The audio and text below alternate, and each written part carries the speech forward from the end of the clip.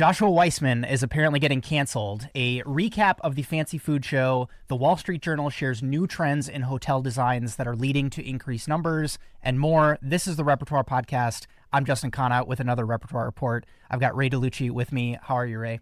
Good. How are you, man? Good.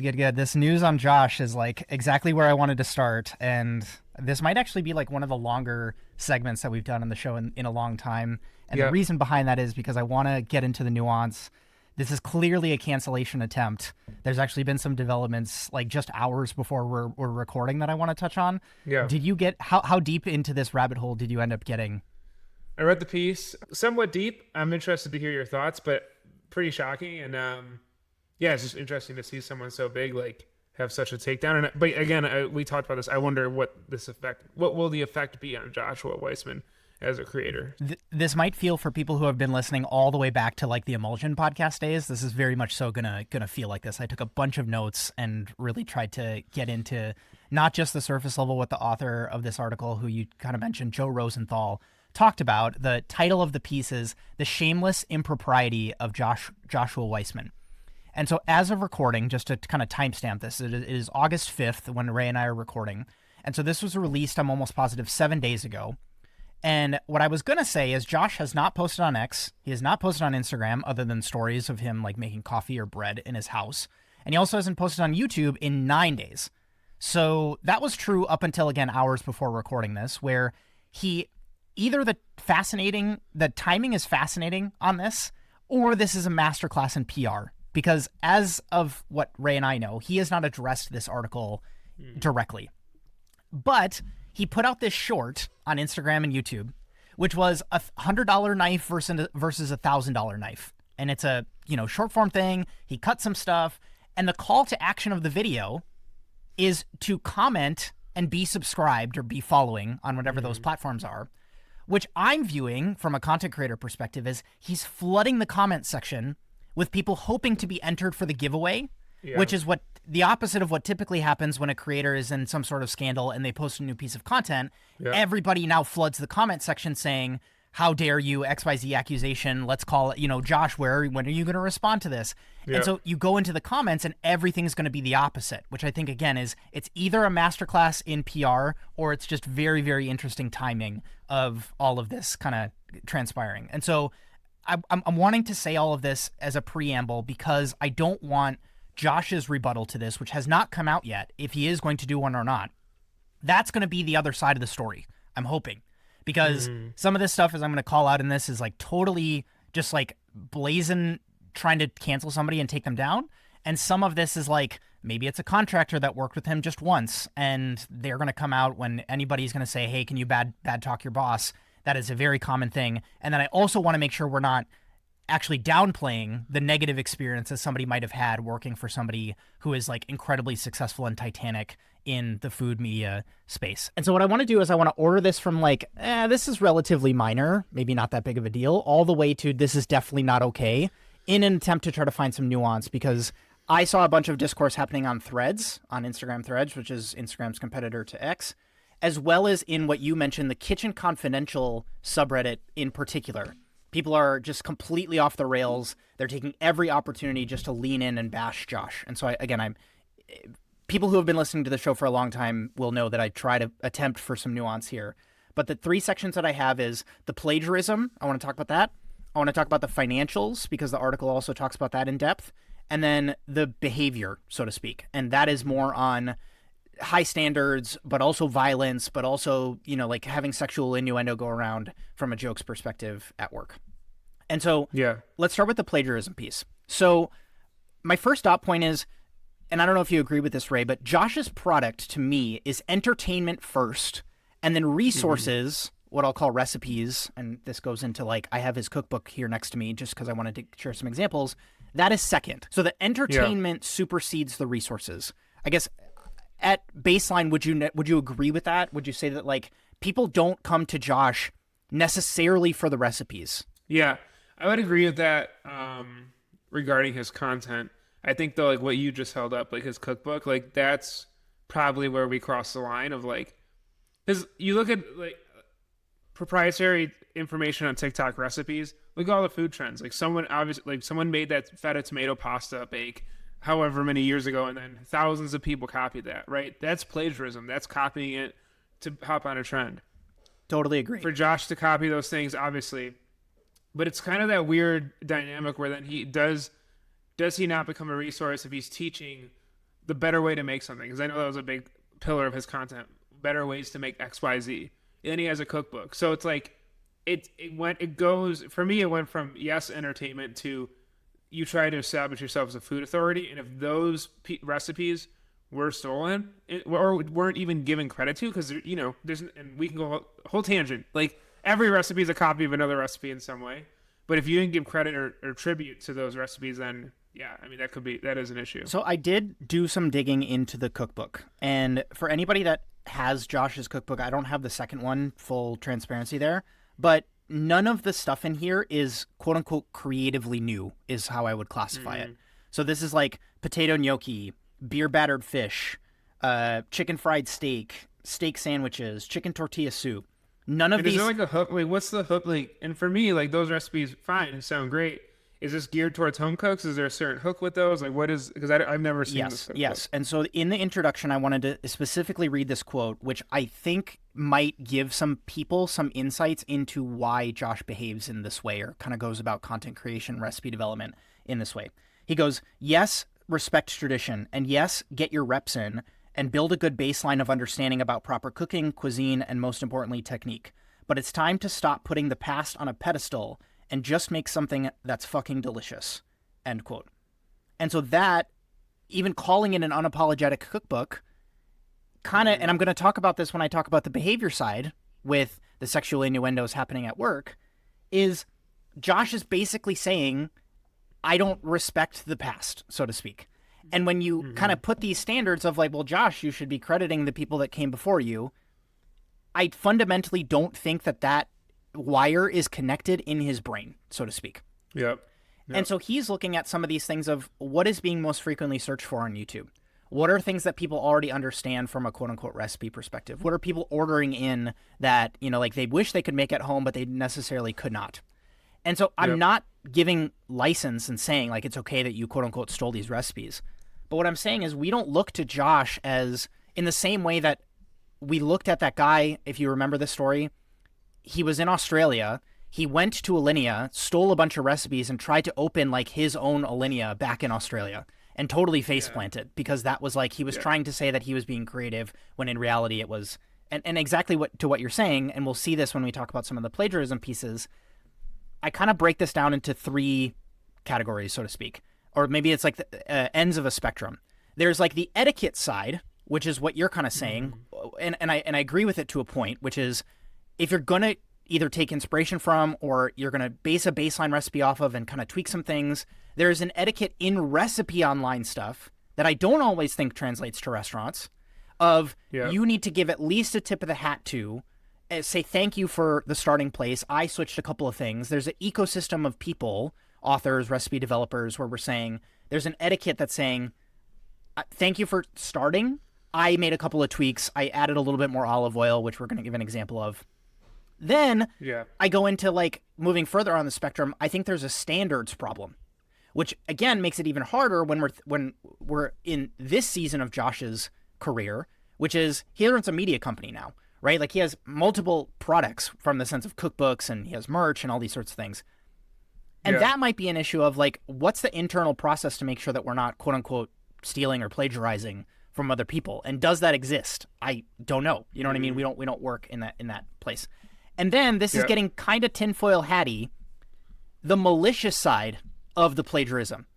And so you might have something that works, recipe person, but I want to be the number one food media person in the world. And so I'm actually going to take that and I'm going to put it, you know, in a piece of content that's going to get millions of views.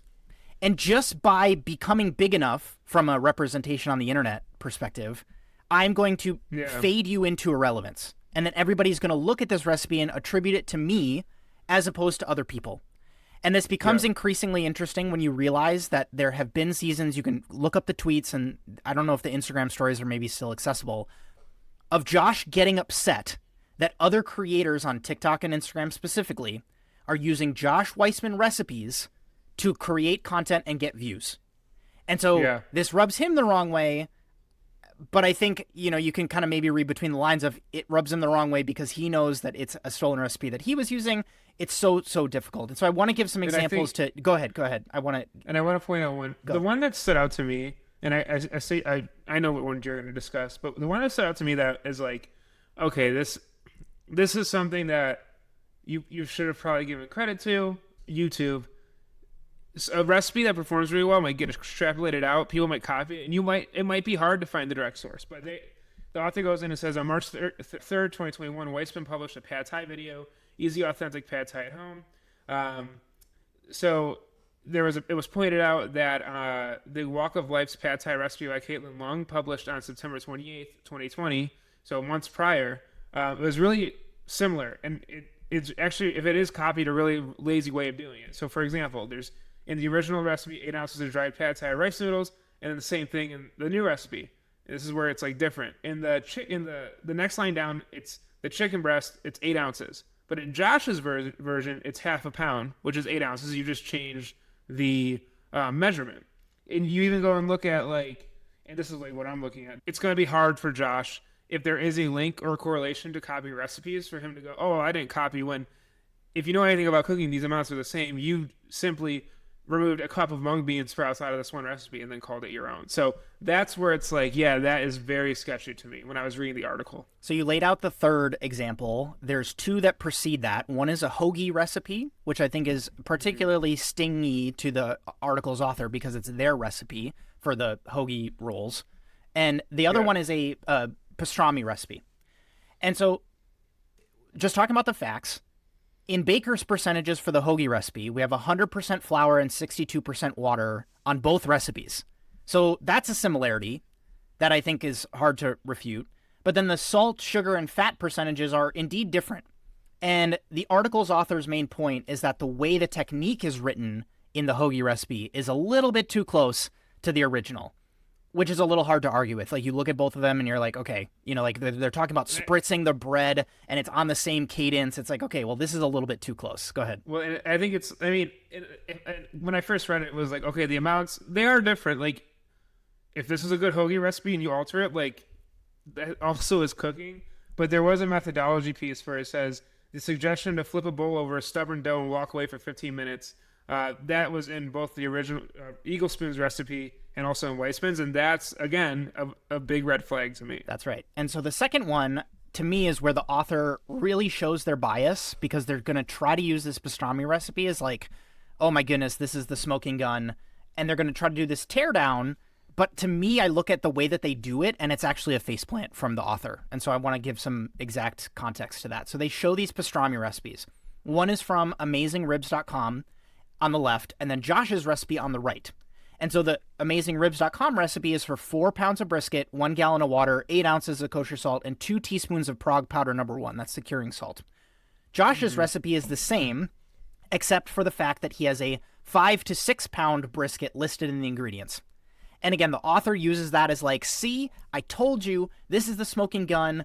And they try to share this wet cure calculator as a resource, saying it's different. Like, Josh, you're going to get people sick. This is dangerous. And all it took for me was literally 5 minutes of going onto that wet cure calculator to see that the calculator itself varies in an incredibly marginal amount between these two recipes. I don't know if Josh used the calculator. Maybe he tested this recipe and it worked, and so he's looking at it and saying, okay, this is fine for me. And I know we're getting into the weeds with these numbers, but I'm trying to illustrate a point, since the author is the one who's getting upset with these recipes down to the gram.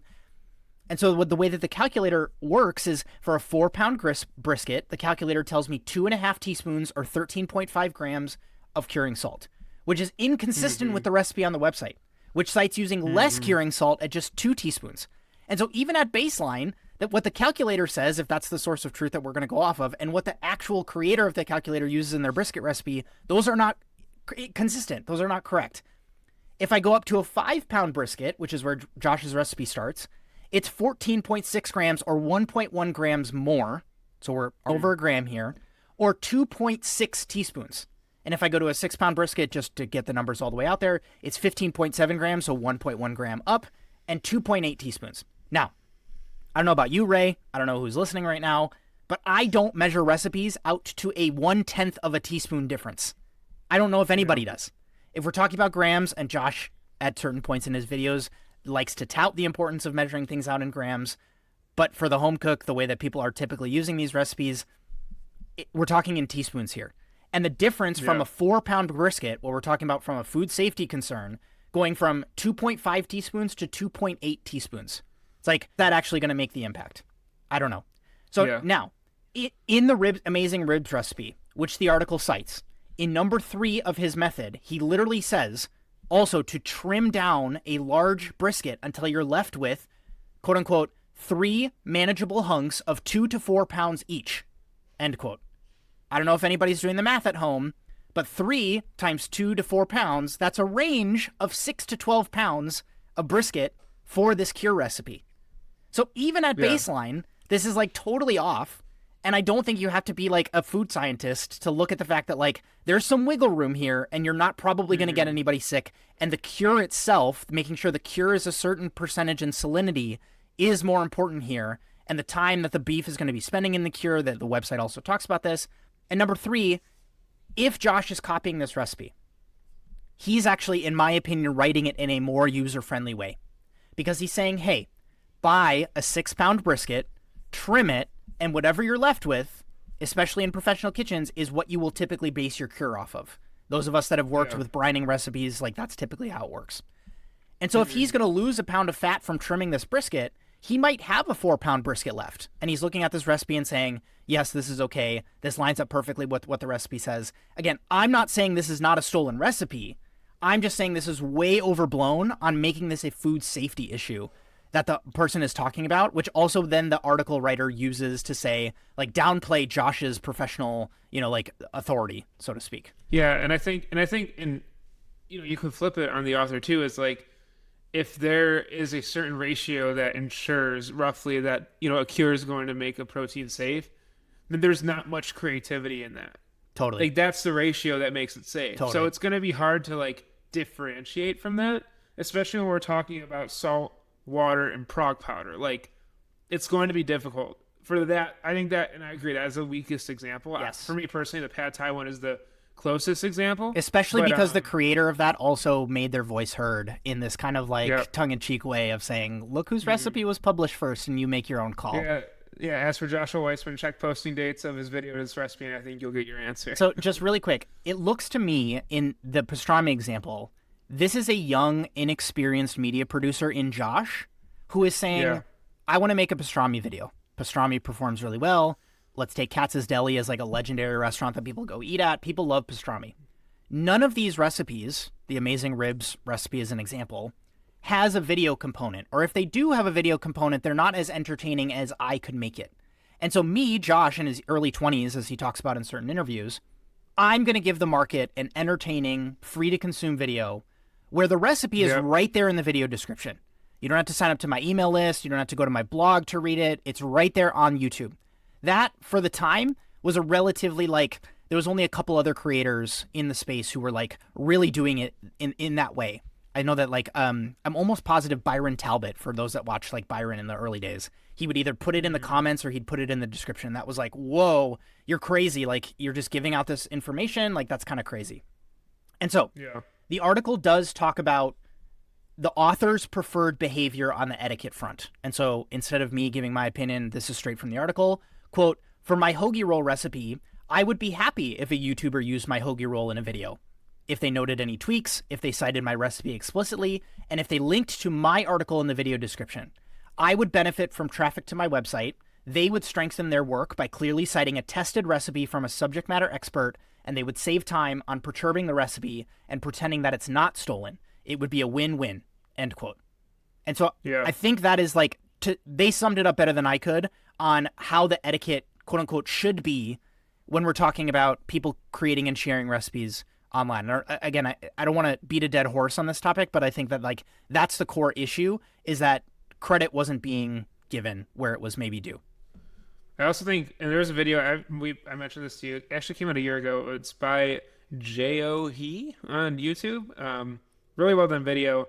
but it was basically the title is the Mr. Beastification of Joshua Weissman, and it just showcases like how his content changed, how it really is for clicks, chasing trends, and like obviously like we're all doing that. Like that's the goal of YouTube, but more so like this, and you'll see with the media asset thing. I think you'll like start to see like what I'm talking about.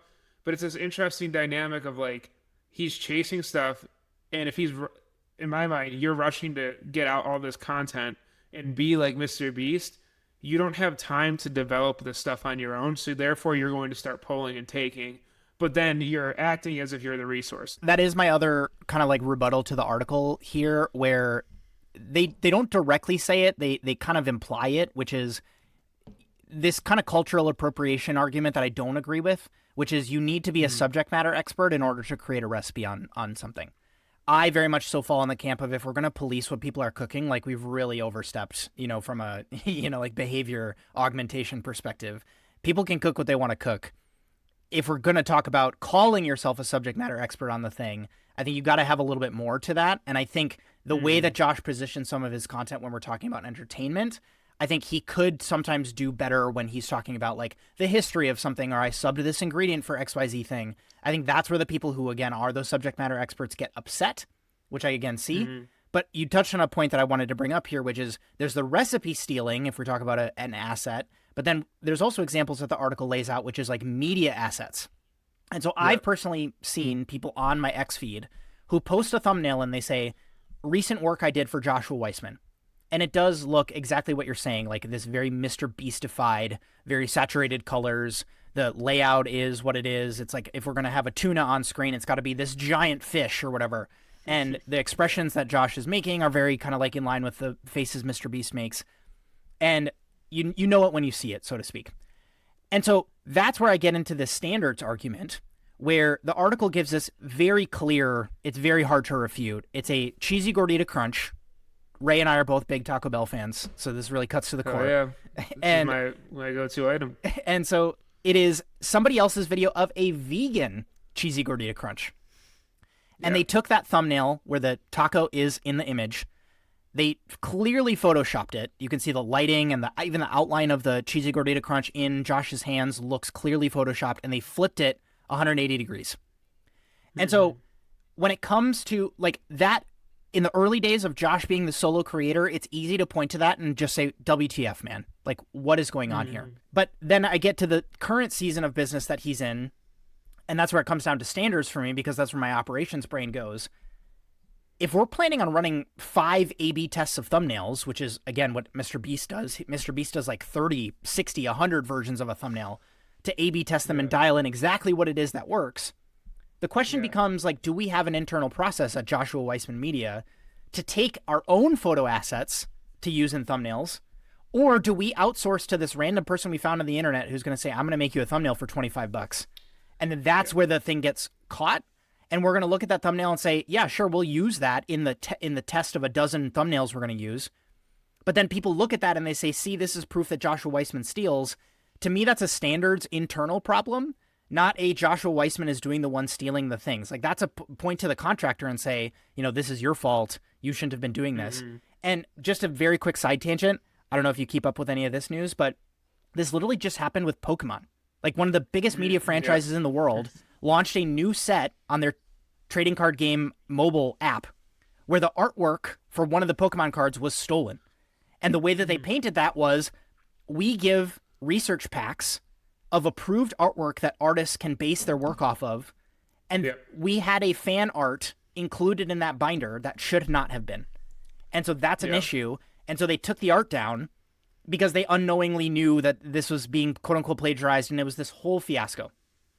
Yeah. And so again, the third piece before we transition from plagiarism to the financials is one point on go that. ahead. Yeah. One point on that. 2 quick things on this, actually. So the first one is, this is maybe just like you're saying like standards. This is where, like, for me, this is like an operating standard thing too. If you're 3 points, let's go back to the pad thai real quick. Yes, that recipe links to his site. We were talking about, which then is selling his book, and I think that's where the issue is when you didn't give credit. And this ties into this. Like, you're making the Taco Bell cheesy gordita crunch at home. You're saying you're making this product that people are going to crave, but in your thumbnail, It's very clearly a inputted item that you're not clear, like obviously holding. Like it is obviously not being held by you. And that's the definition of And clickbait, right? Like that is, it's it's definition misleading. of clickbait. It's misleading. And it's and like to an extent that's fine. Like, but like your item should be what's in the thumbnail, Right. should it not be? If you're in it, maybe in like you see this food companies. Maybe it's not like the item on the cutting board that you just made, but it's like styled and in the like representation of your item. But what I think was interesting is like the same creator they took that from. There's also a photo taken that of a burger basically. That there's like a photo from the same creator, and so it's like he'll get like these like moments where it's like, oh, it was a coincidence, it was outsourced, but like then there's like another like smoking gun. So it's like it's difficult to me, but my whole thing is like if you're gonna be the expert on like doing this at home, you're selling the cookbook, you're making the videos. Why then is your content, your thumbnail, not your product? Why is it a photoshopped product? Like that's what I don't get. Or if it is photoshopped or if it is edited, why is it not your product but food styled in a way that's appealing on YouTube? So that for me that is like also doesn't make sense. And like that's why I never found, and we can get into this later, but like I would see thumbnails like this from Josh where I would see the thumbnail and I could clearly see that wasn't what he made. And it's like, okay, like I'm not really interested because that's not real what you're holding. So just a critique of the content in general. Well, what makes it even harder, and I'm echoing points that I saw mentioned on Reddit, is you will see Josh go to Chick-fil-A or Josh go to Wendy's or Josh go to McDonald's, and he will literally put side by side to his masterful creation of whatever it is, this like been banged around in the container from the takeout window, suffered the commute home in a bag, example of a quarter pounder with cheese, and he'll say, look at how disgusting this looks for McDonald's. Let's make something better looking. And I think that's what makes people upset then, is that if he's going to say that mine is the best, you should, have the pride and the confidence to put that in the thumbnail. But he's literally saying there is somebody else who is even better than me, quote unquote, which the article also calls out when they start the article saying something to the effect of, on Joshua Weissman's website, in a first-person narrative, he referred to himself as one of the most renowned chefs in the world, end quote. And that, I think, is where people like, you open the door for yourself to get dunked on so clearly. And so that leads me into the last point on the plagiarism side, which is that put the tinfoil hat on. Conspiracy. I don't think there's much justification for this, but I can tie it in to the behavior we're seeing, which is the malicious angle. So I want other channels to suffer in order for mine to do better, is how I'm perceiving this. And the way that the only data point I have to back that up is, one, the reference that the article makes to Josh's jealousy of other creators, which we will get into. And then the other one is on Josh's YouTube channel currently. He literally has in the cover to his YouTube channel, it says, subscribe to make us the first food channel to 100 million subscribers. And so there is this kind of like, I want to be the best.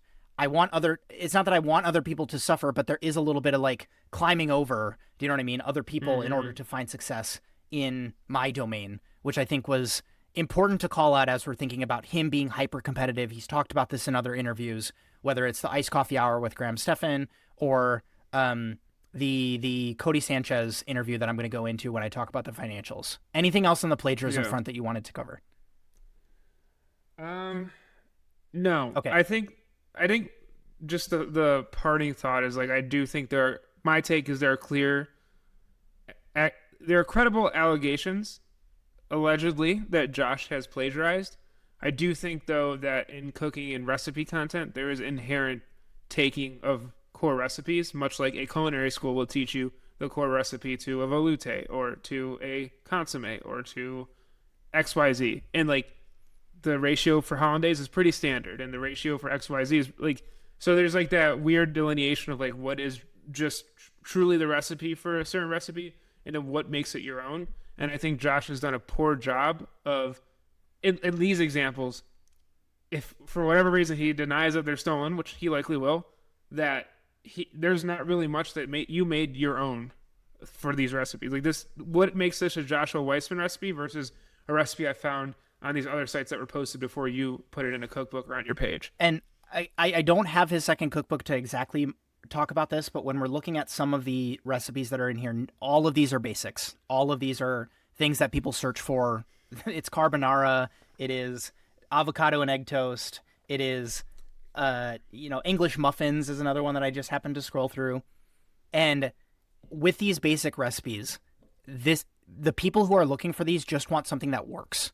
And the way Josh views it is, instead of going to somebody else's blog, you should come to my YouTube channel and get that information. And it's going to come with this increased value prop of, you're going to watch me and I'm going to be entertaining and tell jokes while I do it.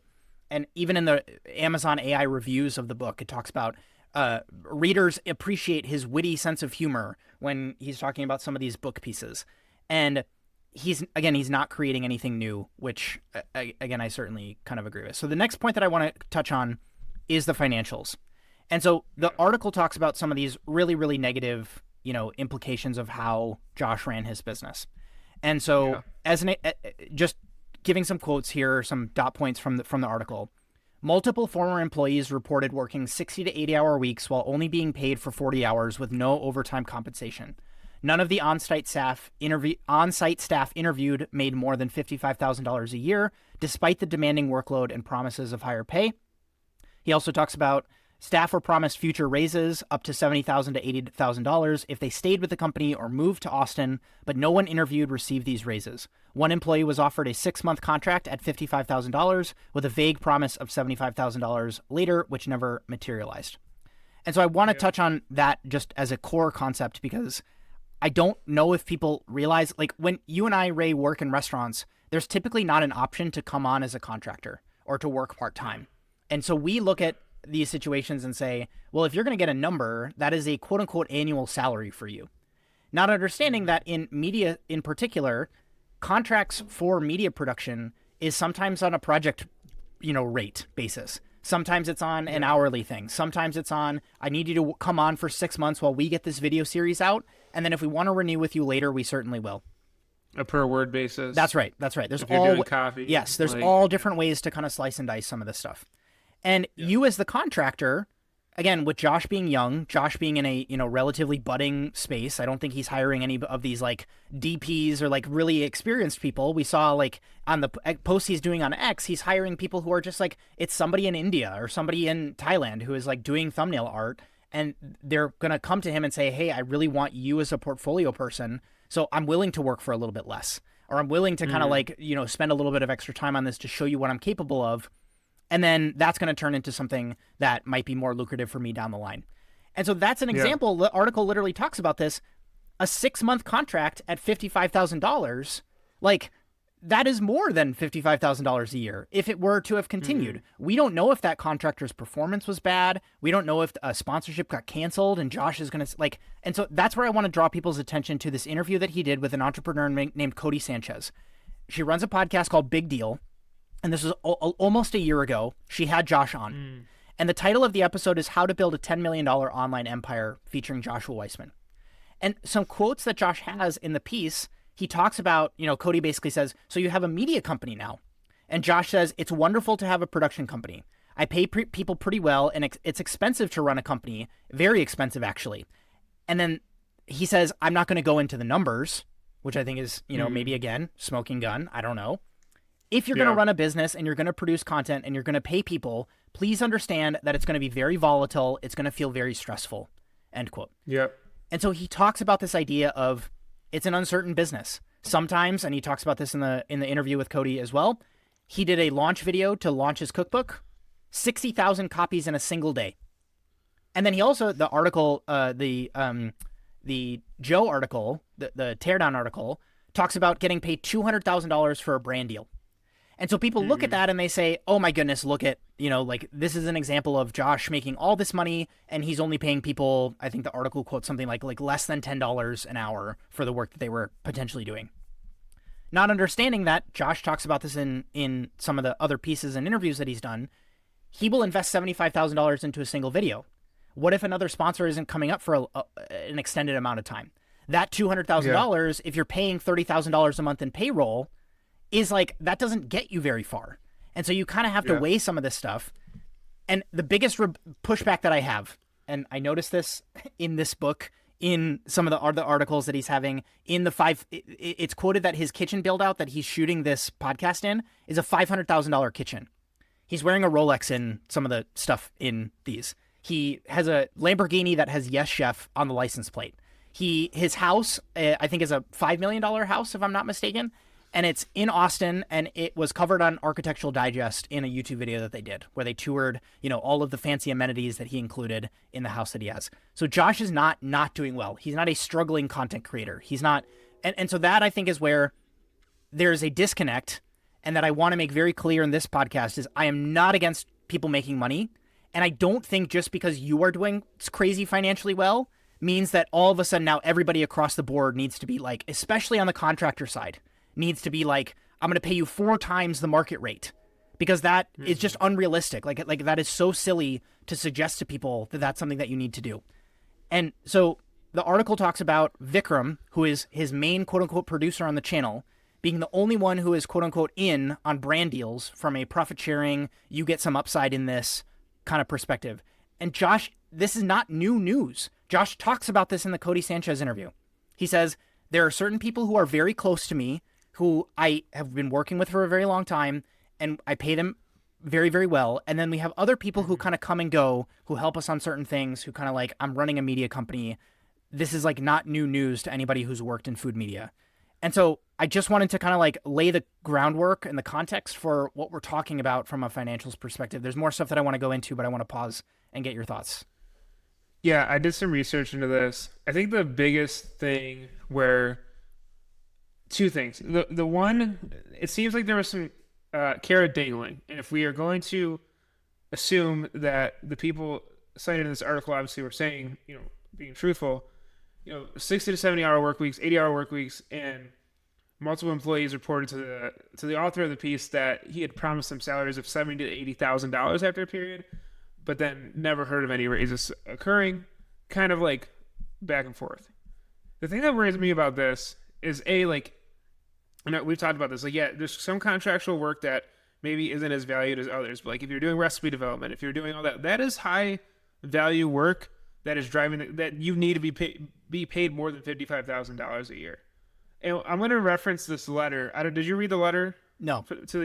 Okay, so there's a linked letter that the employees that the author had, that the employee sent to Josh and Vikram on October 8th of 2022 that I think really points out maybe my issue with this, or what I think happened and where the fault in Josh lays. I'm not going to read the whole thing. I'm actually going to break it up because there's a behavioral piece, which we're going to get into later, and a financial piece now. But it starts off with, Dear Josh and Vikram, we believe this company can be great. In the past year and a half, our YouTube subscriber count has increased by 3 million. Shoots that originally took 7 to 8 hours now take 3 to 4. Our entire editing process has improved significantly from assembly to going live. We are happy to be a part of the process as this company grows. However, issues have been arising consistently in our time here that are not only inhibiting the company's growth, but causing burnout, stress, and overall feelings of anxiety, and they want to address those. And so the first two are more so like behavioral and kind of number 3. But this is where I think it's interesting. And this is where we're going to talk about like Josh's lack of building process to be there for his employees. So first off, these employees have been working for them, or contractors, for a year and a half. They've built the foundation. He's built it too. Not like he didn't do any work, but as a collaborative, whoever was involved built this platform to 3 million followers, which then he can go on and sell 60,000 copies of his book. So like that in itself is a lot of value for these people. They say that JWE employees, so Joshua Weissman, people employed by Joshua Weissman, are contracted to work 40 hours a week, no more than 8 hours per day. Anything more, and the company is contractually obligated to grant that overtime through written consent and or coordinating with affected employees in a reasonable amount of time. And they said they don't feel the standards are being met, and they don't feel like they're getting any increased monetary incentive to do that or restructuring of the workload, that is a legal labor issue. And number 2 is, in order to make sure the team is able to put their all into the company's projects, they need a clear understanding of the vision for the project, and so that pre-production can be done to give the project the foundation necessary to see that it's carried out to its completion in the most efficient and quality manner possible. There's talk about pivots and switches and how that affects it. So what this shows me is he had these people, they built the program. He obviously didn't give them a structured incentive, a structured raise. And this comes from a lack of experience of managing, of running an organization. But like also at the same time, like you should obviously, like, I do believe that like if you want that success to keep going, you probably want to invest in the people working for you. But number two, what it shows me, and this is just me looking at this from afar, pivots, switches, different edits. All this work probably could have been avoided if Josh simply had better processes in place, and his inability as a organizational leader to make a better structure for his employees caused burnout for them, caused them to feel a lack of value, and just caused a bad situation overall. So I blame Josh's inability to, he took off and he hired all these people, but he had no structure behind how he was going to manage them, employ them, or project manage so that they were set up to be the best they could be. And they still pushed his channel up. So for me, that's my criticism of him. You failed as a leader of an organization. And that I agree with. And you look at the age that Josh was when some of this stuff was happening, and it totally mirrors some of the stuff that you and I have both covered on other episodes, which is, the executive chef that becomes a leader at 24, and especially in the food media space on YouTube, when it's like we can point to 10 people who are like true behemoths in the industry. They did not work for somebody in the past. There is not a precedent for what's the equity split that I'm going to get on this. It doesn't function like it moves like a startup. It very much so feels like a startup, but it doesn't function like a tech company or, like what's the IPO going to be on Josh's YouTube channel or media company. There probably isn't going to be one. And so we see this on other people talking about operationalizing creator businesses. And I think this is partially why, is because you can get in real hot water if you're not following some of these standards. And yeah, it is totally, I'm totally agreeing with you, where if it was agreed upon that we're going to work 40 hours a week and we're going to get overtime if we go over, then absolutely that needs to be adhered to. And that's when the employee is, or the contractor is in the right, and Josh is in the wrong if he's going to just like throw up his hands and say like, I don't want to pay you. And I think it's more justifiable, and I think this is what makes people upset, if the channel's not making money or if the company is, like struggling financially. But that is the dichotomy that people get upset with when Josh is flexing watches and cars and this new house that he bought, and he's saying, I don't have the money to pay you overtime, which again, we've talked about on other chefs kind of doing this on the show here. And so, go ahead. No, I was just going to say, and I think in the author, starts in the lead of the article is the impropriety of Joshua Weissman. But I think the lesson for this is, for me, the biggest sin in organization. There's obviously other issues we're going to go into, but like, you had a team of people that it seemed were very passionate. They cared enough to write you a letter. And in this, there's a lot. There's a guy who like came and or a contractor who was gonna come do work, but the studio wasn't ready for 2 months, so they actually had to leave their apartment because they couldn't afford rent. So like, there's like situations like that. But he had a staff of people or a staff of contractors that built up this channel for him, and he really didn't care for them, and he failed to do anything for them that was remotely what any leader who's found success from the people that have like helped them do. Offer them a more stable wage, just what you like. There's some examples that they give where he offers like a contract for money that people are expecting and then pulls back and gives less. Like it's like that conversation, like, yeah, what do you expect for this amount of work? It's more so that he misled and then didn't follow through while achieving this wealth, while achieving the fame and the notoriety that he has now. So I think that's like the big issue here. The last thing that I wanted to touch on with the financial piece that, again, kind of mirrors the earlier piece on the plagiarism side, Josh getting upset at other people stealing his recipes and posting them on TikTok, is Josh goes on other people's podcasts and does this woe is me story of, I was making $11 an hour as a line cook, and I wasn't making any money on the YouTube channel when I started it. And he talks, I'm almost positive, I don't, like, this might sound like I'm making it super personal, but he talks about his girlfriend, then fiance, now wife, basically supporting, do you know what I mean, them from a stability perspective, because she studies law. Like, she's a lawyer, I'm almost positive. And so he talks about the fact that, like, even when I wasn't making money, she stuck by my side, blah, blah, blah, blah, blah. And then you have this happen, which, again, is understandably explainable through the fact that if you struggled financially and now you come into money, you have this like hoarder mentality and you don't want to share it with anybody because you're scared of potentially falling back into that space. But the counter argument to that is you should also know what it's like when somebody's going to come to you and say, hey, like financially, I need a little bit more here, especially when I'm measurably showing improvements to the business. When you're a solo creator, it's like it's all on your shoulders. And it's kind of like if you're not making money, the only person you can point fingers at is yourself. And so that's the other piece where I get kind of like stuck. And I'm saying, Josh, it's not like you came from, like a trust fund. Like, you know what it's like to not be making money, and you know how frustrating that is. And so when somebody's going to come to you and say, like, hey, I need my overtime pay or something that we already contractually agreed on, that's where I, again, push back a little bit and say, like, Josh should be kind of owning up to this and exactly what you said, leading through this in a bit of a better way. So the third piece I wanted to talk about is the behavior. And so the two kind of like subheaders under this is the kind of sexual harassment, sexual innuendo, inappropriate behavior at work. And then there's violence. And the article talks about both. The people that the author of this article interviewed gave examples of both. And so I want to go through a couple of those. Maybe let's start with, again, the one that I think I'm categorizing as like, guys, we knew this about Josh. And then the other one, the violence piece, like, I don't know if I necessarily knew it about Josh. Like, it's news to me that he was being violent in the workplace. And so when we're talking about like the sexual innuendo stuff, guys, like, Josh slaps his butt in videos. Josh, like, literally has segments in videos where he'll take a, like a rolling pin or a ladle, and he'll like put it down on his crotch and be like, ha ha ha, this is funny. In the intro to the book, it's like, he says, quote, "It's one of those things that separates us human beings from some ordinary animal." He's talking about cooking. "Like the bird who keeps flying into your window over and over again, even though it's so inexplicably obvious that he isn't going to make it through on try number 69. Like, he's doing sexual jokes both in the book and on the channel and in the merch that he's doing.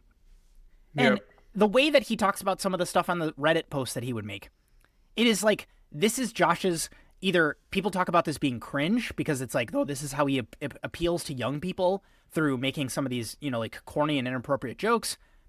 I am just like, the thought that people would think that would stop when the camera's turned off is like crazy to me.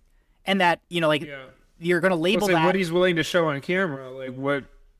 Totally. And totally. this isn't like a holier than thou thing. Like, I was never interested in Josh's content because I wasn't interested in that type. Like, that's like, it was weird to have that in a space, especially in a space when he first came out, like a lot of things, were changing about the industry, but it just, that never appealed to me. That like corny, inappropriate joke. And I'm not saying like I've like, it just didn't, for me, like if I'm looking to like a how-to video, I want like someone who's really well versed in what they're doing, explaining it to me in a technical manner.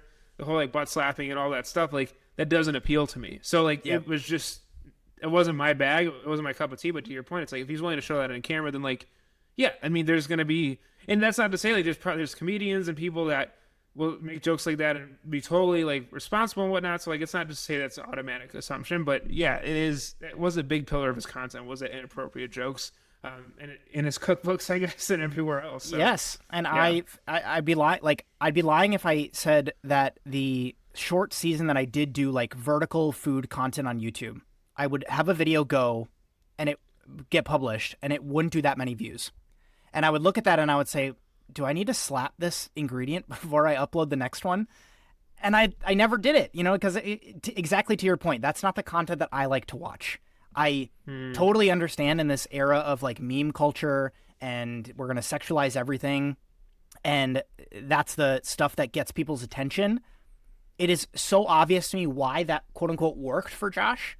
But again, I think that it is like, we cannot be surprised when he's going to make some of these quote unquote off-color jokes in the workplace.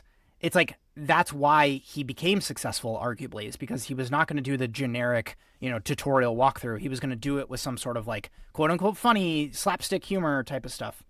So there's that. And then there's the, again, like, we're talking about like genuinely getting into the realm of like verbal abuse. When we're talking about, Weissman once got annoyed with an employee for making noise, and he threatened to stick a gun in their mouth and pull the trigger. Yeah, this one's a threat that made much more disturbing in the context of the regular violent outbursts that Weissman's employees described.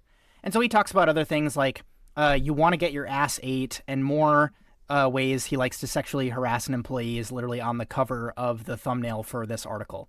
And so you can go into the piece that we're going to link in the show notes if you want to like read some more of this stuff. But I think that is, just one thing that has come out in the interviews that this author was having with some of the ex-employees that work for Josh. So that leads me into the violence piece.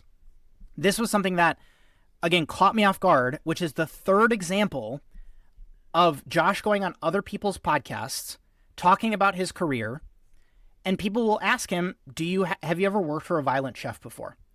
And Josh will tell the woe is me story of, I had a chef who threw stuff, I had a chef who would get angry all the time, I've gotten screamed at.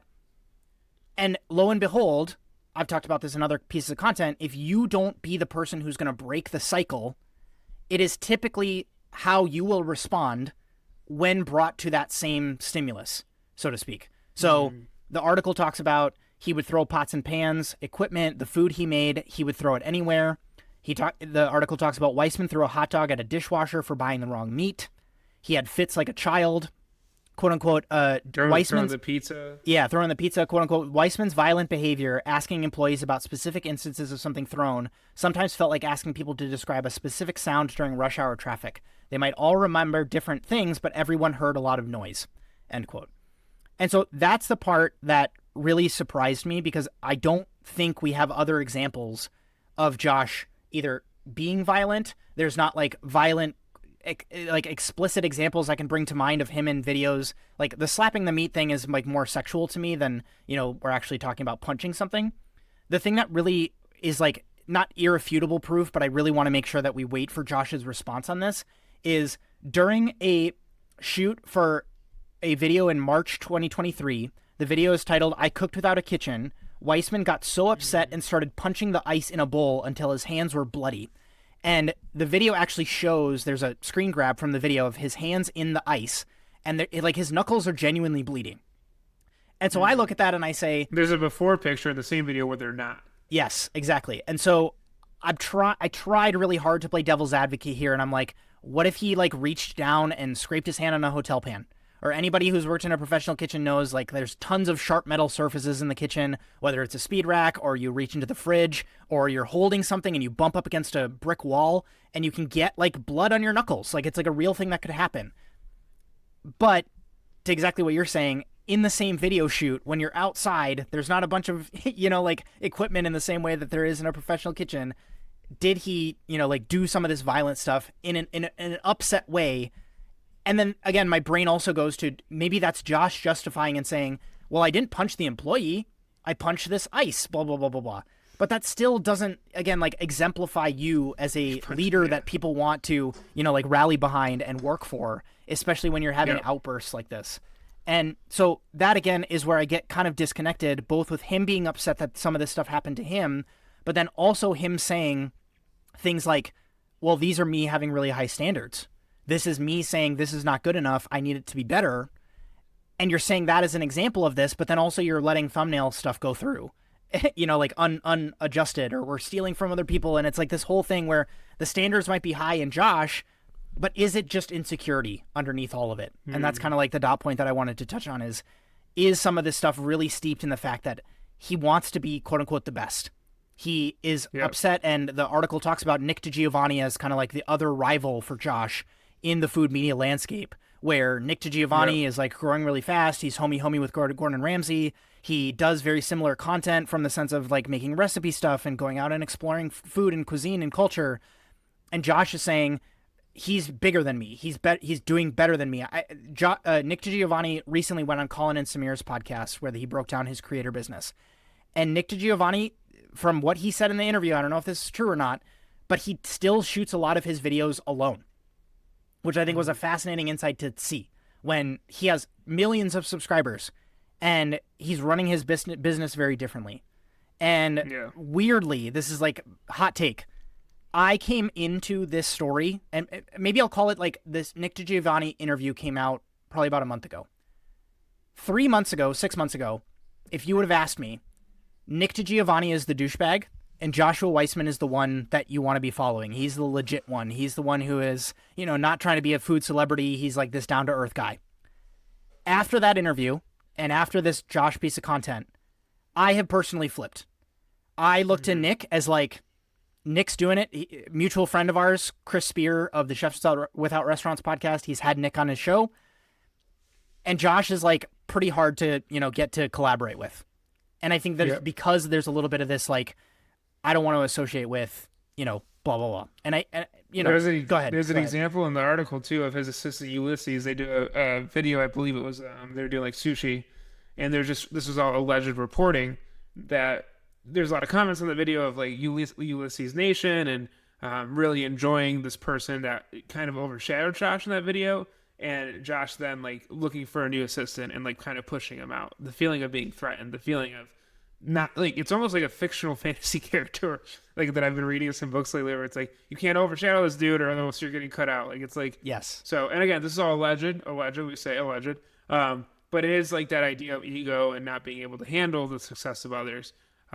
Which of course is like, it's a thing where I feel like every creator at some point is like, what can I do to better like my views? What can I like do to have better success? And like, but when you're at Josh's level, it's like, dude, you have 10 million followers. You can sell 60,000 copies of a book. Like, should that not be enough? Yep. And why is it not enough? You have a $5 million house. You have a Lamborghini. And again, not saying that you shouldn't have any of those things, but can we have a little bit of like, what's the word I'm looking for? Appreciation, contentness with the fact that you have all this, you've built all this. And it's just like, that's what drives people to act the way that he's acting, and a lack of like leadership and a lack of being, being able to actually like formally train people in this. But yeah, it's just weird to see. And so the article lays out the actual hard numbers of this. As of July 2025, Nick DiGiovanni is close to tripling Weissman's following. So Nick has 27.5 million subscribers versus Josh's 10 million. And so that's got to sting, like if that is your goal. And the date of the staff letter is like the nexus point of this flip. That's right. Which is even weirder. Yes, super weird. And and what exists in food media, maybe YouTube specifically, that does not exist in, as much as we get comments when we talk about the Michelin Guide, 2 chefs can have 3 Michelin stars. Only one food media YouTuber is going to have the most number of subscribers. And so that turns it into a zero-sum game, so to speak. It is like there can only be one. There is not going to be, you cannot get Michelin stars on YouTube as of yet. And so that turns into this real problem where someone like Josh with his personality again, I'm not trying to psychoanalyze Josh, but like the article talks about some of this stuff of him being quote unquote terrified of confrontation. There's instances of Weissman's violent temper, abusive staff, and other confrontational behaviors. And, like just, he is inexperienced, so to speak. And some of that was echoed in Reddit with previous people who are coworkers of Josh saying Josh was never like a kitchen leader. He was a lead prep cook. He worked the line at this restaurant. He never became a sous chef. He never became a chef de cuisine. He's never had to take responsibility and accountability for a large team in a professional capacity. And so some of that, I think, to not make this a total meme, but like it's skill issue. Do you know what I mean? Like it is a skill issue that we're looking at here that again is like, unfortunately it's hurting people. And I think that's what makes you and I both upset to have to like cover some of this stuff. And so I don't have like a tie the bow on it ending to some of this stuff. I definitely want to like just make some of you folks aware of this. And the big macro thing that I want us to take away from some of this is like case study. Because I think a lot of us looked to Josh, and that's what I talked about with like my perception of him 6 months ago, is like in a lot of respects, he tried to be perceived as, well, I was just a line cook and then I started doing YouTube and look at where it's taken me. And I know that I've gotten DMs from people who are saying, I look at what Josh did, and that's what prompted me to want to start to make content. And look at the titanic rise that he had.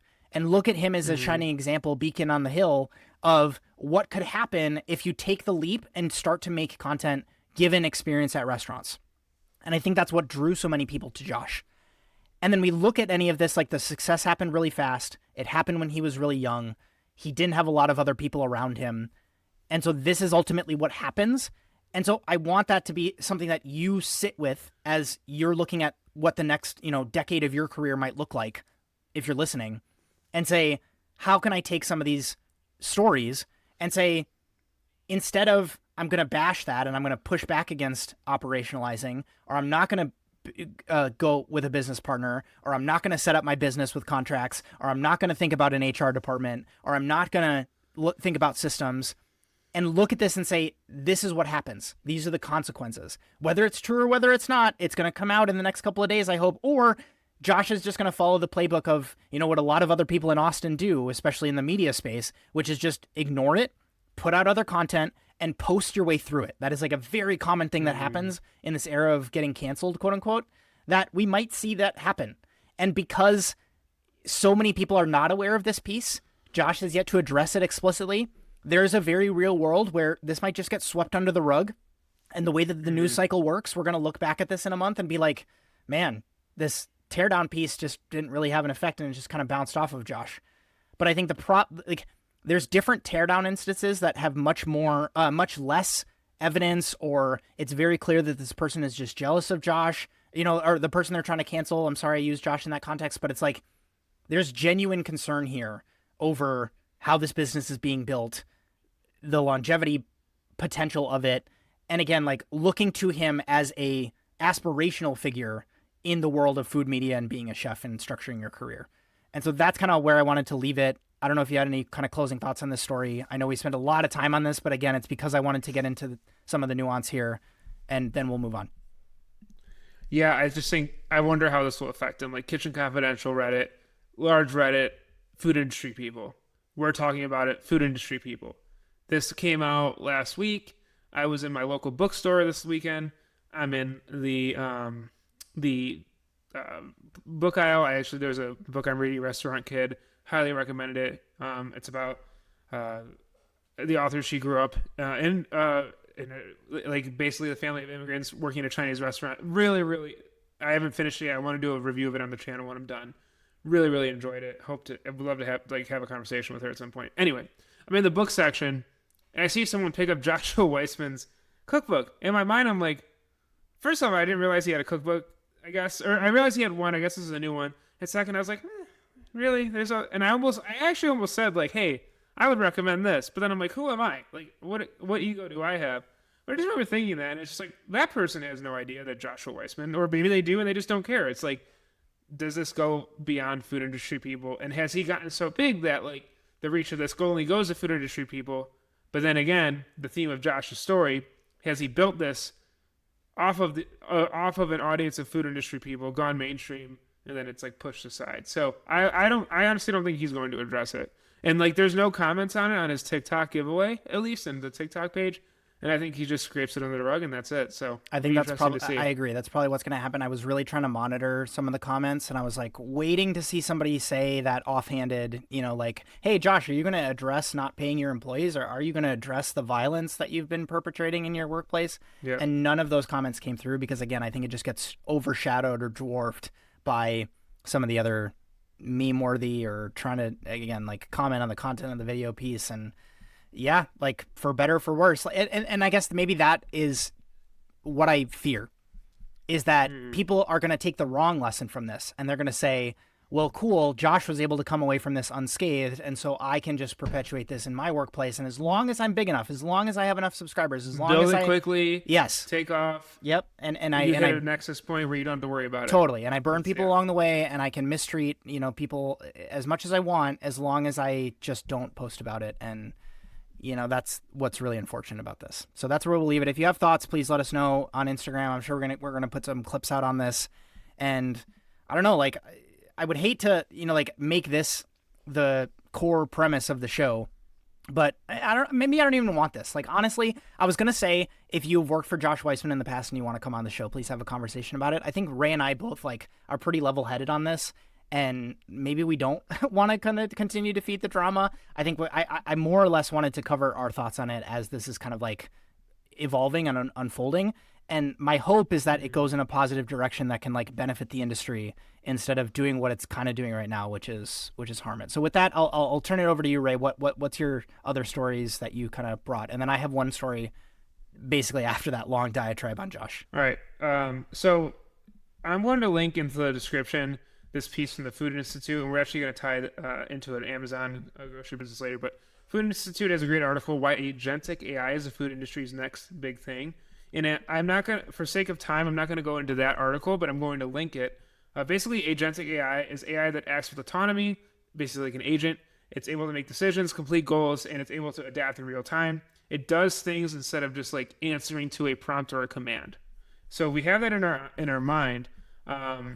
We then go over to Uber Eats, and this is posted by The Verge. So I highly suggest agentic AI. They go into how Walmart's using it. It's going to be big. Whatever Walmart does, usually other food industry, players will do it later. But basically, Uber Eats is adding AI to menus, food photos, and reviews. And even some customers can also get paid for uploading pictures of their meals, which is pretty interesting.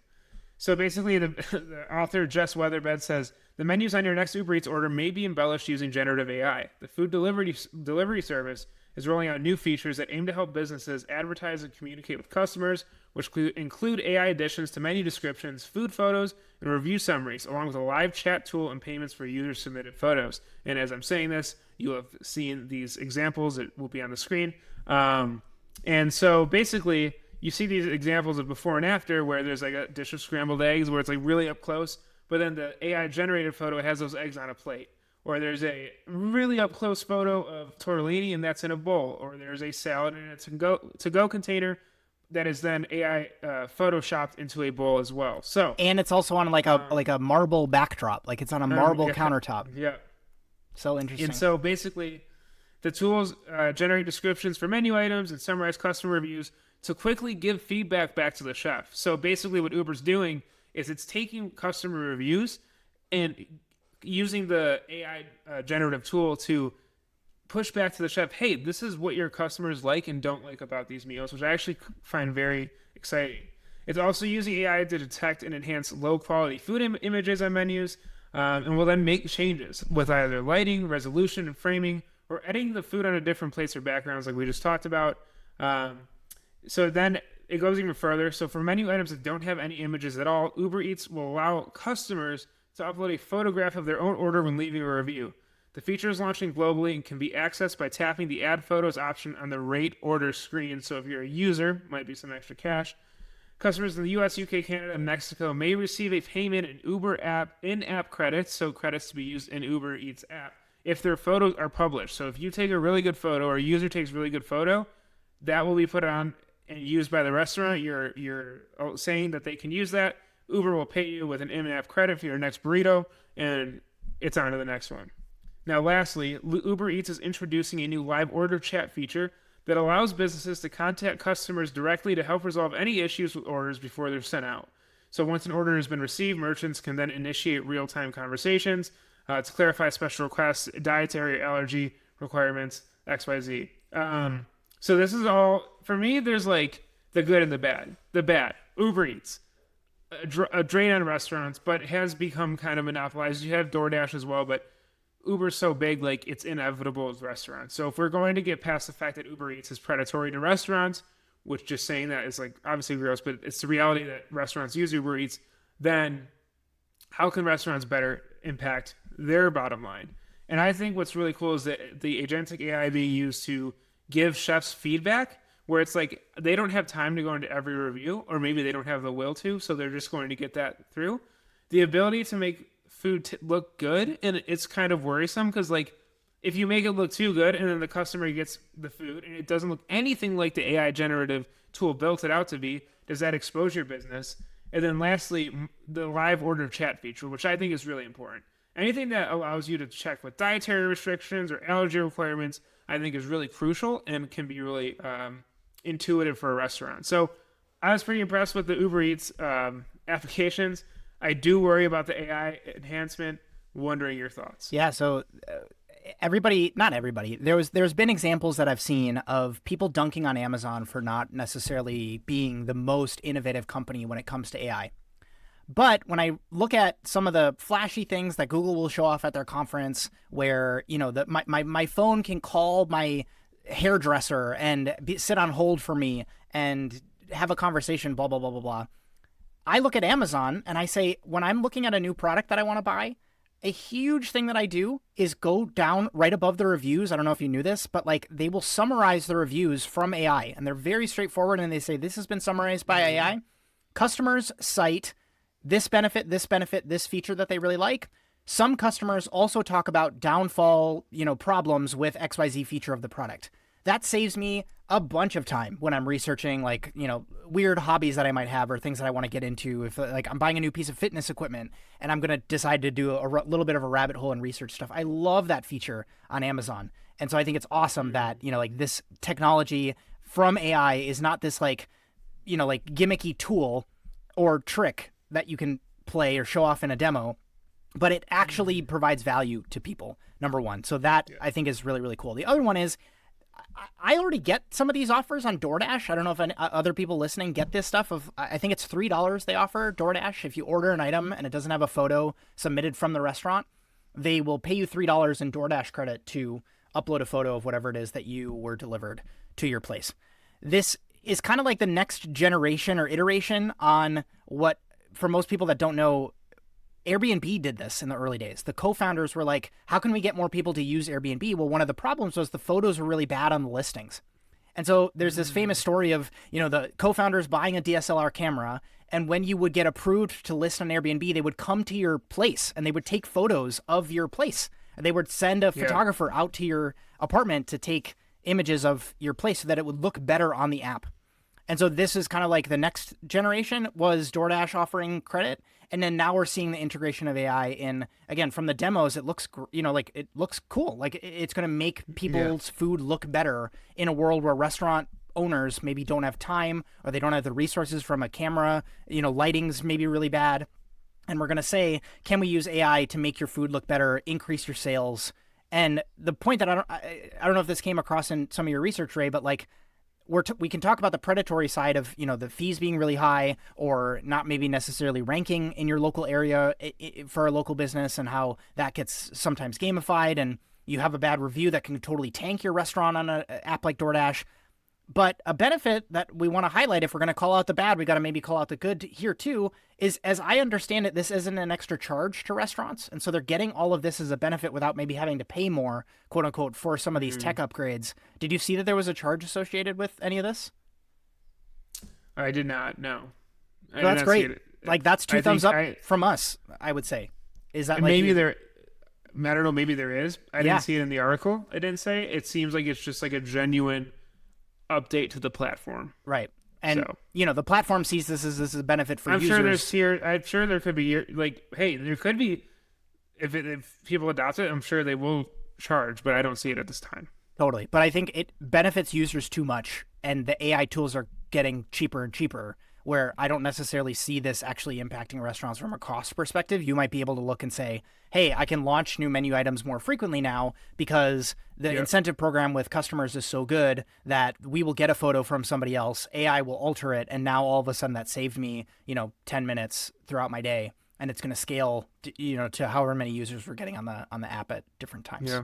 Yeah, that was a great story. So I just had an interesting thing that came up on my For You feed. It was from the Wall Street Journal. It was a video on hotel design.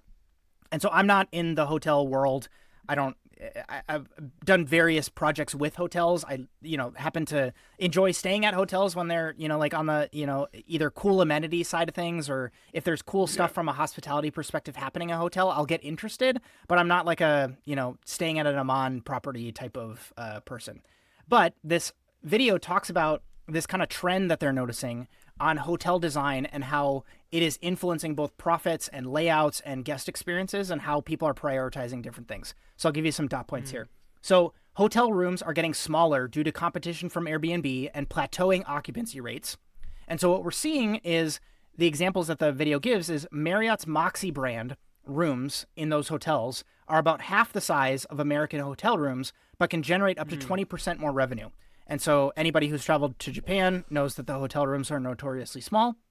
I have also noticed this when I'm traveling solo for business. I go into a room, it's quite small. Like I'm trying to imagine some of the rooms that like I stayed in as a kid on family vacations growing up, and they felt gargantuan. Maybe that was just because I was a smaller human, but the rooms are definitely smaller, especially in some of these larger hotels. But what's interesting is there were certain things that didn't necessarily jive with decreasing in size. And the example that they give is the bathrooms. And so bathrooms are a key indicator of guest satisfaction. And hotels try to keep them spacious or use design tricks like barn doors or moving the sinks outside of the bathroom to maximize the space. So you can decrease, what they give the examples of is like the desks can be smaller. The closets can be smaller. We can take irons and ironing boards and remove them and making shared laundry spaces where, like, if you need to iron your shirt, why do we need to have an ironing board and an iron in every single room? Whereas this can be more of a communal thing, and it doesn't actually impact guest satisfaction. And so we can shrink the floor space and get more rooms in the same square footage. And so we don't need to have these big sprawling hotels, especially for things like next to conference centers or, any of these high occupancy needs. But things like bathrooms, you can't skimp on, because if we make the bathroom really tiny, guests are going to look at that and say, like, well, I feel like I'm getting skimped out on. And so operationally, what the video talks about is if we take a closet, and I don't know about you, Ray, when I am going to a hotel, I'm not the type of, I keep all my clothes in my suitcase. I don't unpack at the hotel and put everything in the dresser or the closet or anything like that. And so hotels realize this. And so they're going to say, we're going to put a wall-mounted closet with maybe 3 hangers on it. And then if you have your jacket and you have your blazer and your wife has their dress that they want to hang up, that you can hang up. But because of the fact that we don't have a big closet anymore, that also decreases our housekeeping's time, because we don't need to look in all the nooks and crannies and corners of the closet to see guests are leaving stuff behind. This creates a bunch of operational drag for us.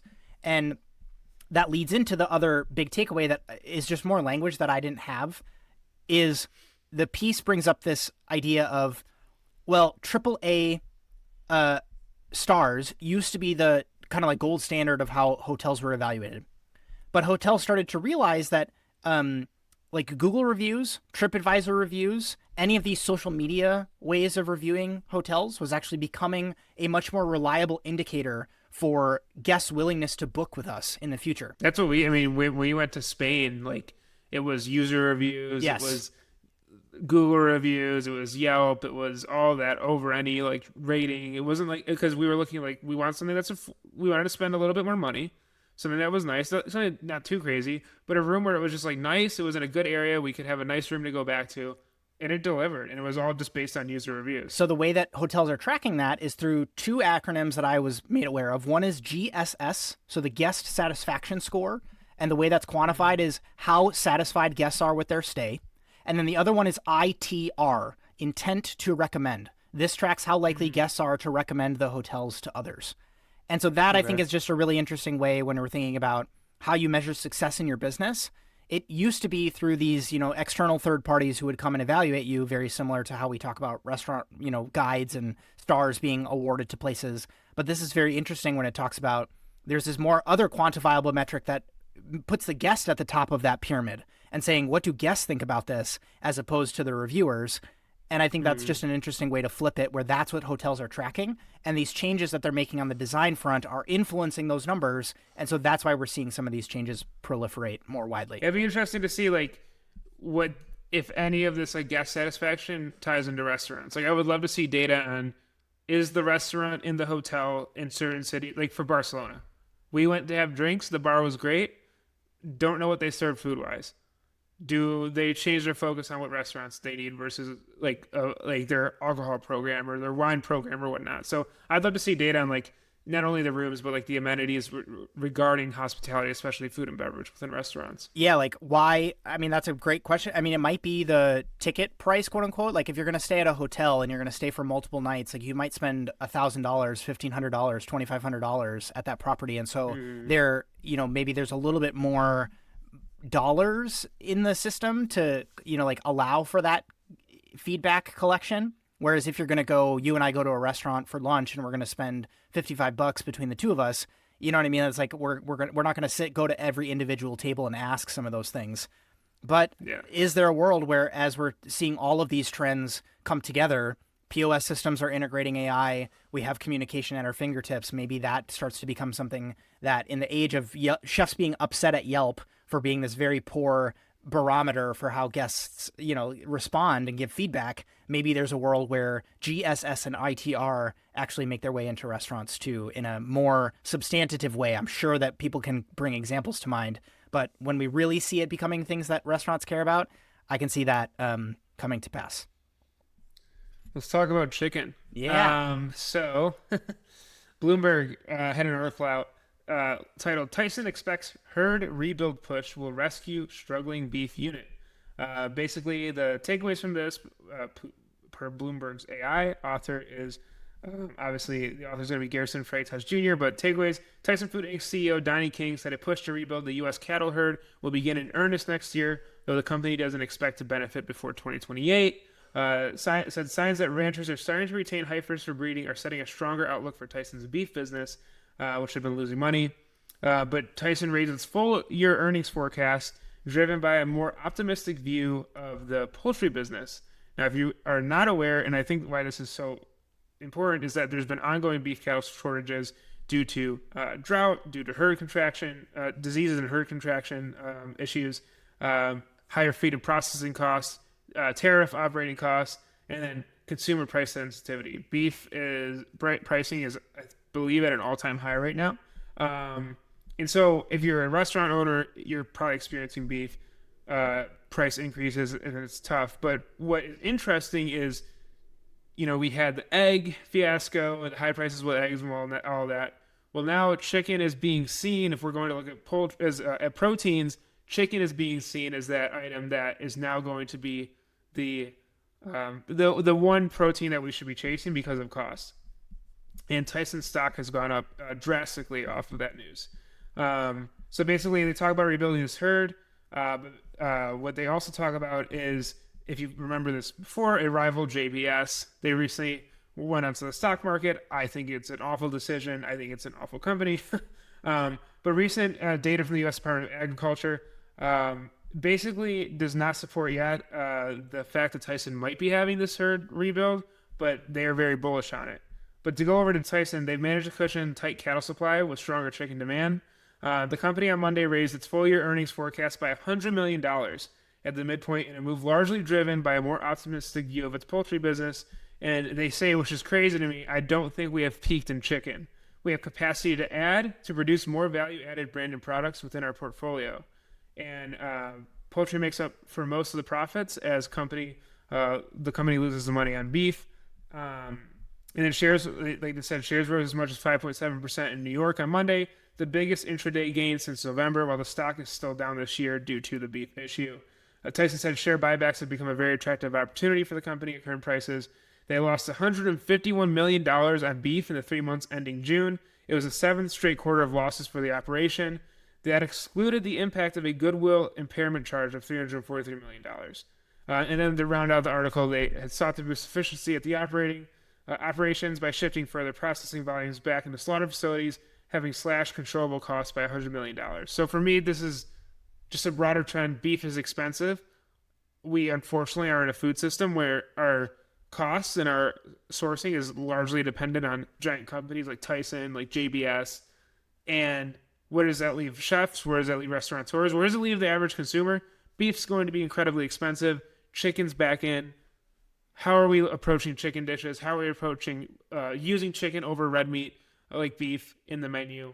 Your thoughts on this kind of 180 of like the protein spectrum for restaurants? Yeah, what came to mind is I did a consulting job right after COVID, or like as COVID was kind of happening and all the supply chain stuff was really going down on the food side. Mm-hmm. And we had to apologize to the restaurants we were working with chicken wing prices, because chicken wings, like a case of chicken wings was like crazy hard to get, and it was near impossible. And we were building the brand off of chicken wings as like the main thing, and it was like a real thing. So it's funny to see the pendulum swing the other way when chicken is now like more abundant, so to speak, or at least it's lower priced than beef is.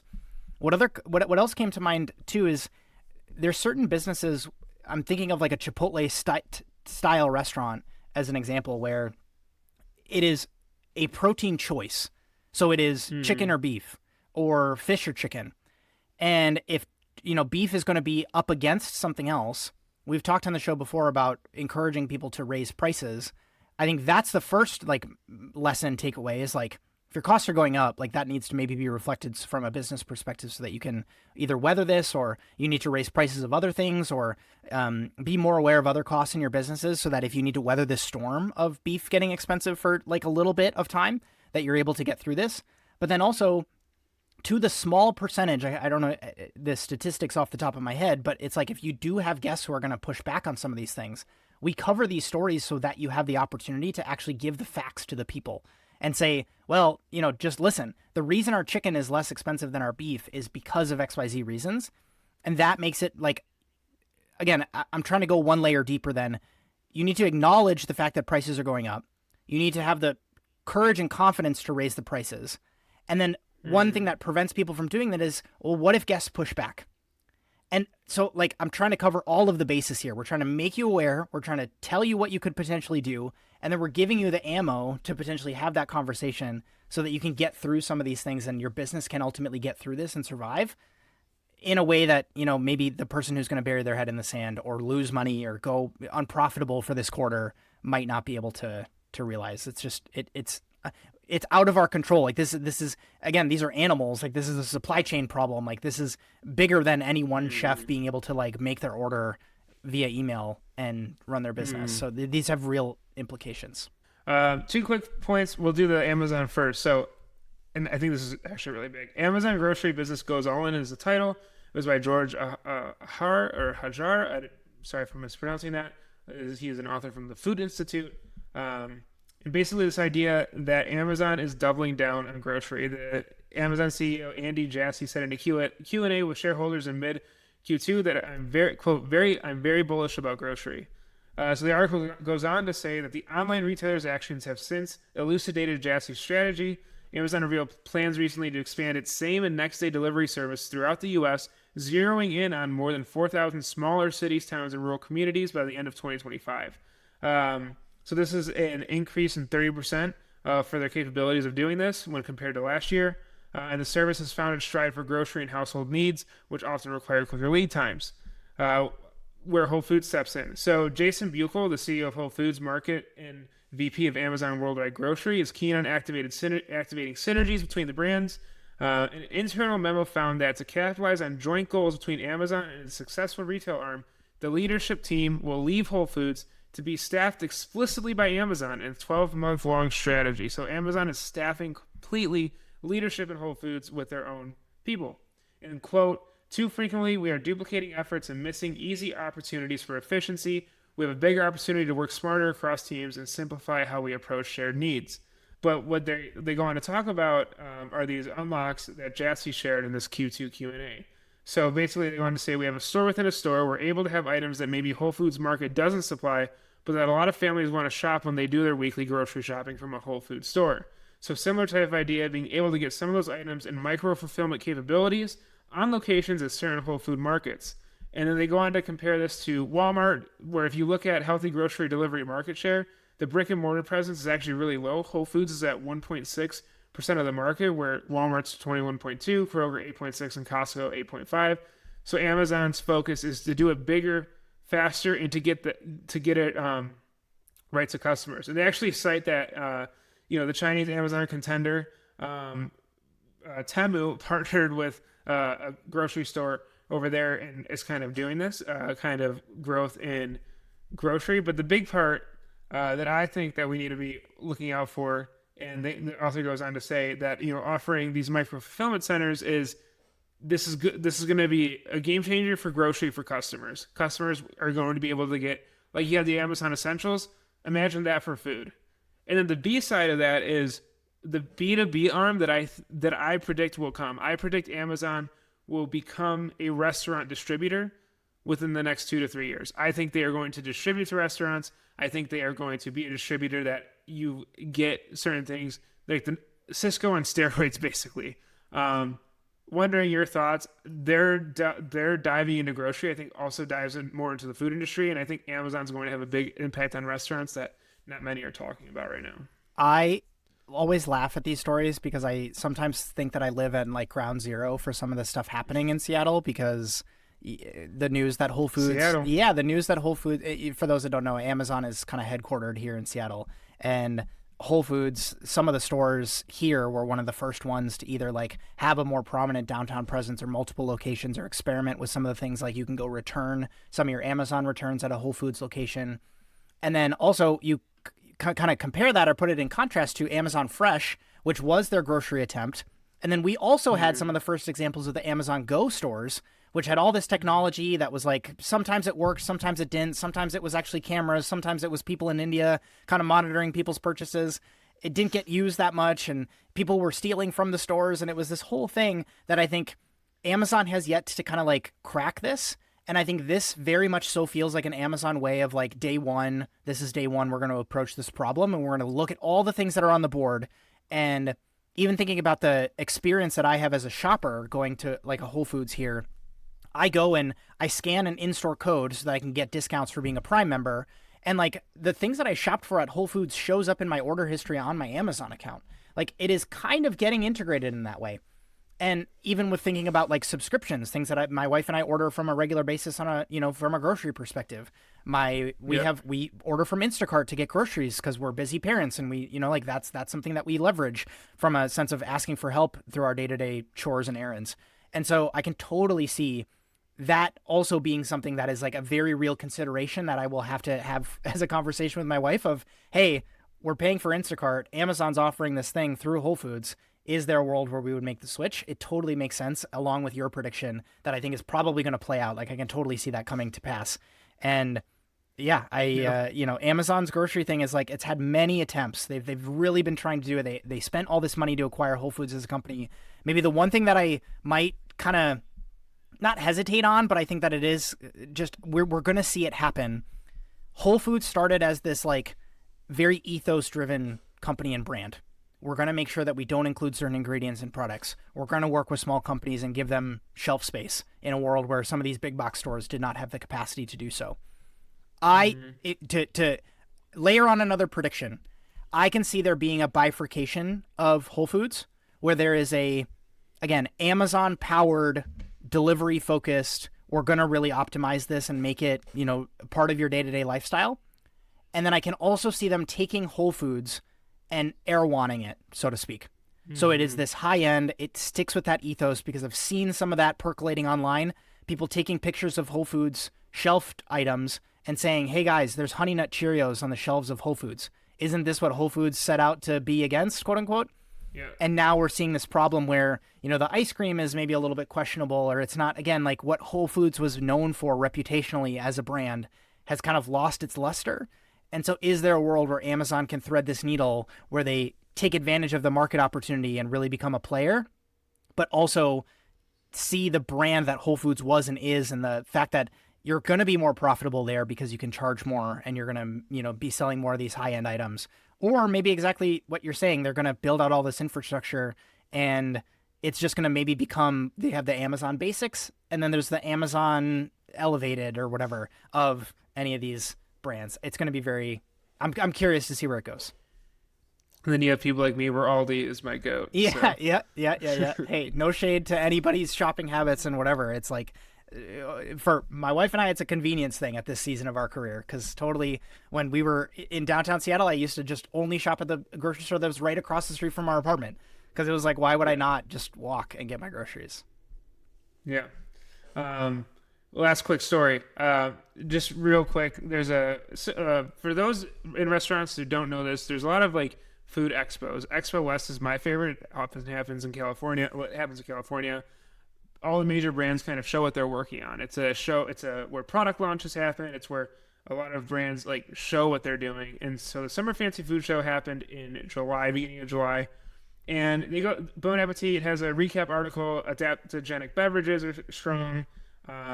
They talk about protein and probiotic are now talking the town along with fiber, especially with GLP-1 items. But one thing that I really wanted to just like point out real quick, I talked a little bit ago on a repertoire report about Nissan making this new like really quality frozen meal, like pasta meals. We talked about the pizza conversation, like artisanal pizza, and this theme of restaurant quality food at home. So the article shares familiar restaurant name brands have long dominated the supermarket sauce aisle. Rayo's, successful deal with Campbell's Soup only further encouraged other brick and mortar establishments to throw their hat into the grocery ring. And they cite Michael's of Brooklyn, sharing their sauce.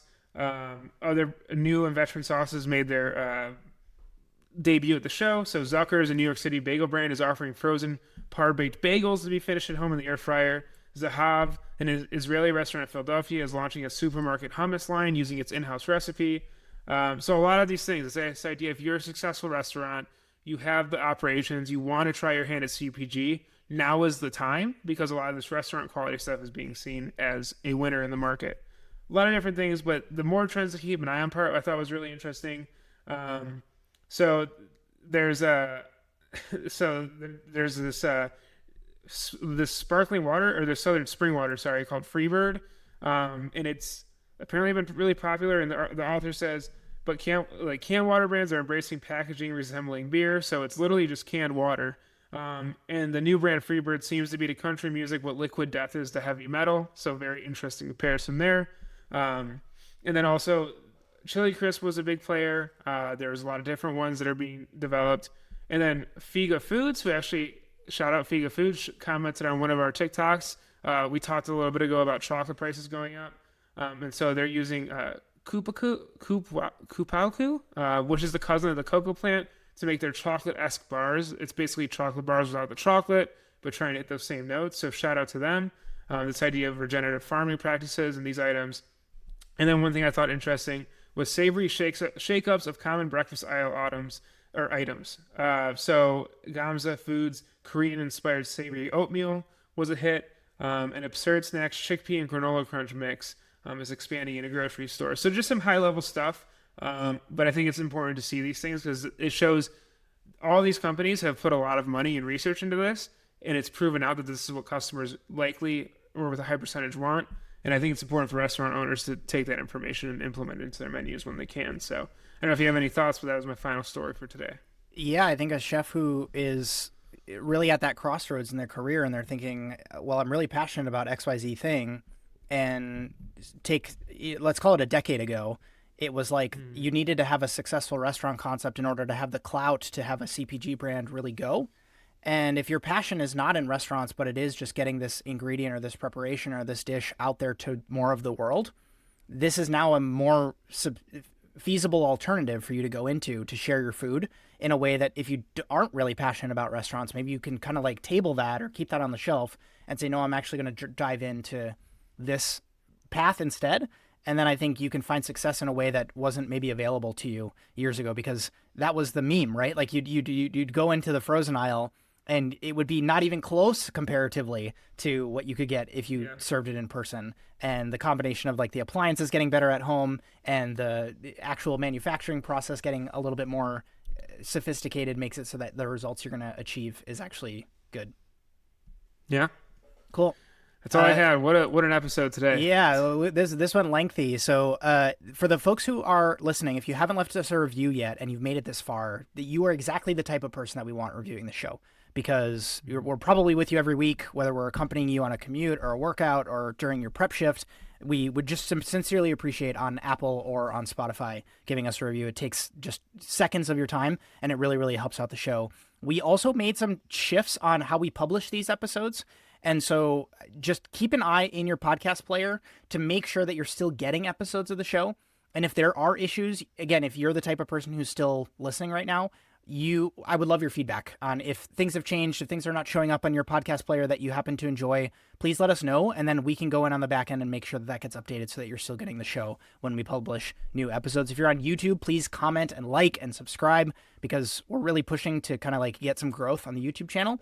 And Ray is doing a lot of work on the back end to like make these episodes more visually appealing. When we're talking about specific visual examples, we're throwing those up on screen now. And so all of those upgrades, I hope, are felt by the people who are enjoying this show on a week-to-week basis. My name is Justin Khanna, and thank you for watching. And we'll see you next week for another episode. If you're on Spotify, you should be seeing video. So yeah, that too. Big upgrade. So you're crushing it, awesome. Ray. Thanks, right. Justin. Thanks.